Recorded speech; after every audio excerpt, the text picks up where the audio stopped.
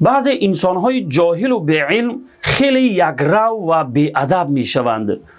با 100 دلیل هم نمی‌توان آنها را قانع کرد، زیرا آنها دلیل را نمی‌شناسند و از اختلاف علما در مسائل فروعی اصلاً آگاه نیستند.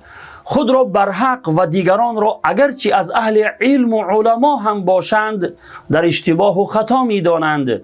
میگویند فلان عالم خطا کرده است و فلان عالم چنین میگوید. نقل فتوا میکند و بر گفته های خود پافشاری میکند. پناه به خداوند از این گونه جاهلان. بزرگان دین میفرمایند با یک دلیل میتوان 40 عالم را قانع کرد، اما با 40 دلیل نمیتوان یک جاهل و نادان را قانع کرد. انسان هایی که علم دینی ندارند و از مسائل شرعی آگاه نیستند نباید در مسائل دینی سخن بگویند و ابراز نظر کنند.